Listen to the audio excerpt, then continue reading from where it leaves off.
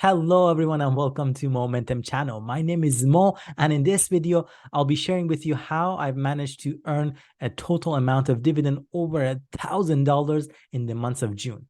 This is from the portfolio that my wife and I have. I'll walk you through exactly the holdings as well as which positions actually earned us this amount of dividend. Before I dive into this video, I want to wish all of our followers from Canada an amazing happy Canada Day, and for our followers from America, amazing and wonderful Independence Day coming up on July the 4th. Even though I'm a content creator based here in Edmonton, Canada, our followers come from around the world, whether it's Canada, US, or other countries internationally. So we're very happy to have you with us here. Looking at the portfolio that I have with Wealthsimple Trade, and the past recent dividend income that we collected in the months of June, you notice we received dividend income from a few of our high quality exchange traded funds, namely from 𝐻𝐈𝐖, 𝐻𝐸F, 𝐻𝐸C, as well as �XUU.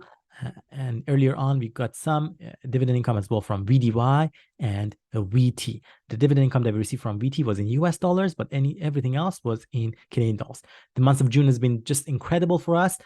In fact, pretty much all of our exchange traded funds that we have in our portfolio did pay us a dividend income. My wife's account mainly consists of shares of VDY and VFE.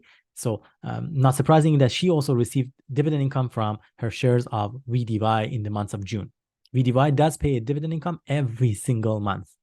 If we tally up all of these dividend incomes that we received, we get to a total of $1,068 in Canadian dollar equivalency. That's just an incredible amount of dividend that we received. And our game plan is we redeploy these dividend incomes and buy more shares of high quality exchange traded funds that we have in our portfolios. If you are keen to know what holdings we have in our portfolio, how many overall shares of them we have, and what the return of these holdings are in our portfolio, you can access the dashboard that I've developed for myself in Google Looker Studio. And this dashboard is available publicly for free for you, and it gets updated as we buy more shares or sell our shares on almost a real-time basis, showing you the return for our portfolio. The only thing that I have to do is, of course, I have to key in what's the total amount of shares that I have, and everything else is automatically calculated for you.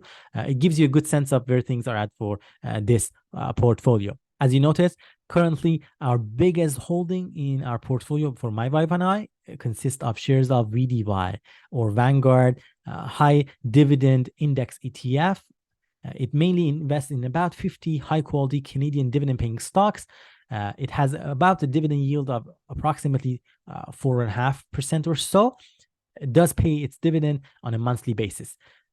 The number of shares that we have from VDY currently is sitting at $3,647. It's worth mentioning that my wife last week sold some of her shares of VDY because we wanted to lower our exposure to Canadian market, and instead she used the proceeds from those sales to buy more shares of VFE. So you do notice an increase in the number of shares that we have in VFE compared to previous updates.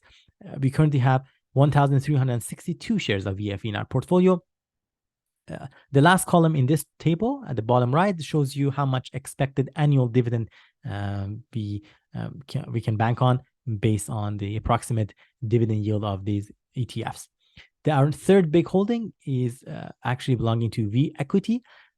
It's an all-in-one basket ETF that gives us exposure to US, Canada, international market, and emerging markets all in one.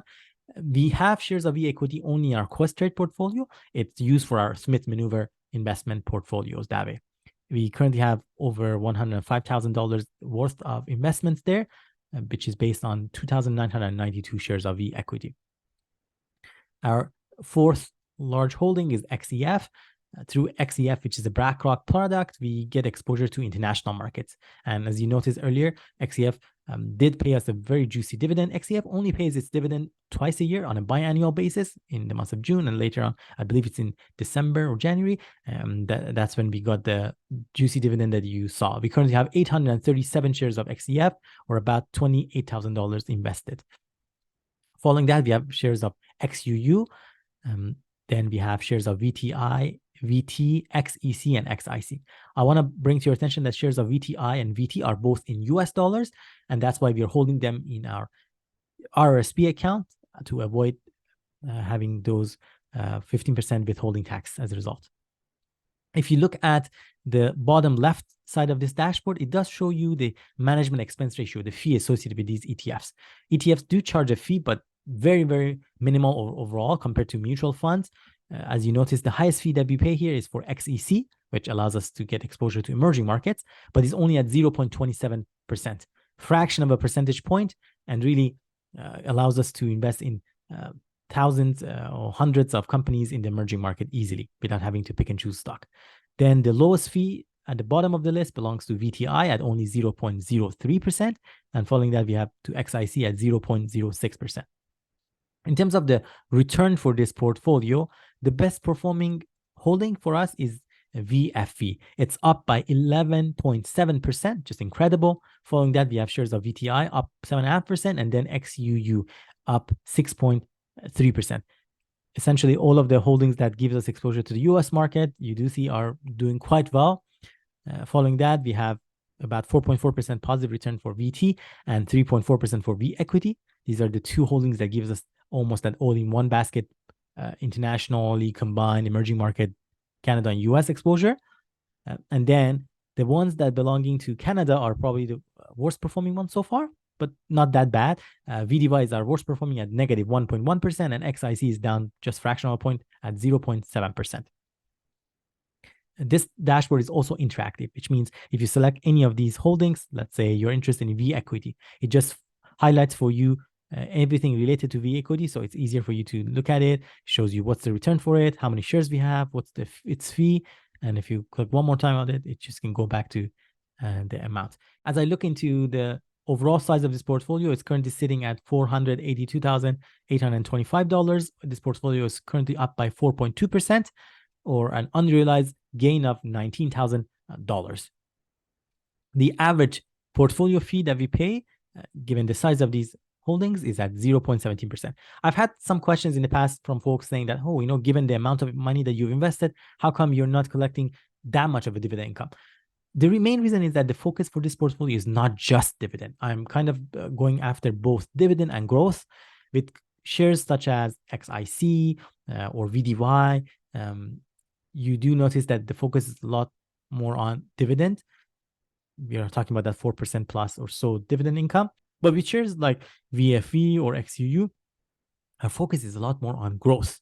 Their dividend income is a lot less, sometimes even as low as around 1% or 1.5%. And instead, they are very much known to have much more positive returns overall. And that's intentional. We want to get the best of both worlds. That's why we are approaching it through a combined approach of dividend and growth investment. So I want to clarify that because I get asked a lot of times why your dividend yield for this portfolio is only that low. It's only currently sitting at around 2.4%. It is really intentional. And if I look at the overall dividend income expected annually, currently we are expected to receive close to $11,541 in dividend income, with an average of $962 per month, but this is divided equally. So you do notice this month, as an example, we had over $1,000 in dividend income.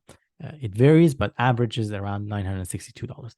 Our breakdown by geographical exposure, we have a target of 50% for US. We're very close to that. We are currently sitting at 47%. For Canada, we are sitting at 39%, but we want to lower this exposure to a lot less, to only the target of 15%. So we have a long way to go. We are trying to accomplish that by more so buying and investing in other geographical exposures. So for example, we're buying more shares of XEF and XEC to get more exposure to international and emerging markets. But sometimes, as we did last week, we might sell some of our shares of VDY at a profit and then redeploy those funds to other markets such as US, international, or emerging ones. You do see the targets that we've set here as well for all of those. If you are interested to follow along my trades as they happen on a real-time basis, be sure to subscribe to the Blossom app. You can follow me with the username Momentum Finance there. And through the app, since I've connected my brokerage account to the app, you will be able to see my trades as they occur, as they happen. On top of that, I do post frequently there, different topics related to investing, saving, and financial freedom. For instance, recently I posted something about my top 5 most favorite podcasts. And be sure to follow me on Blossom and let me know what you think of the contents that I add there. I'm curious to hear from you as well. How much dividend income did you earn last month in the stock market? Leave me a comment down below and let me know your amount of dividends. Thank you so much, everyone, for watching this video on the internet. And I hope you found it beneficial and you gained something of value from it. If you did, please don't forget to give this video a thumbs up and subscribe to our channel. Here on Momentum Finance, we post every week videos about investing, including investing in dividend stocks, growth stocks, penny stocks. We also talk about ways to reach financial freedom and financial independence.